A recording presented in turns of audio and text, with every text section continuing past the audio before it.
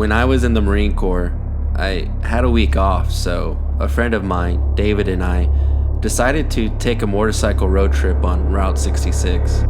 We met up with David's father's motorcycle club, San Jacinto High Rollers, in Chicago, and we rode for a few days as a group all the way up to California.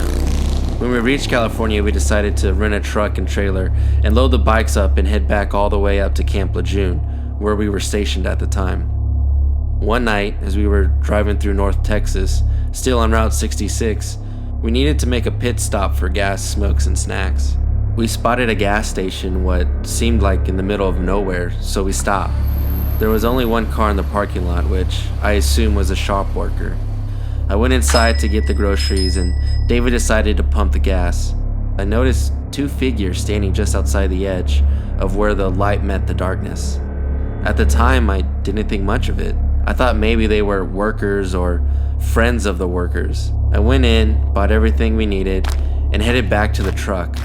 David told me that he was having weird feelings about the kids that were hanging out around the store.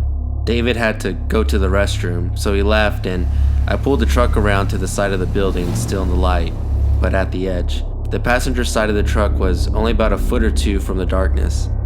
As I sat there and waited, I felt like someone was watching me. And as I looked to my right, I saw one of the kids standing a few feet away from the truck. This person was wearing black jeans and a gray hoodie, and I could not make out any facial features other than dark eyes. I was anxious, but I rolled the window down enough to ask what he wanted. He stated in a low, monotone voice, "I'm lost. Can you let me in?" "No," I responded. He repeated the same phrase. "I'm lost. Can you let me in?" "No," I stated again. Then he said, "I am lost. Let me in." I could hear the anger in his voice. He said the same thing about 3 more times until it just changed to, "Let us in! Let us in!" I turned the truck on and pulled in the front of the store and ran to the clerk asking him to call the cops because I was thinking this was some type of mental health patient. He asked me to describe the individual, and once I described him, he asked me if I had said yes to the request. I said no.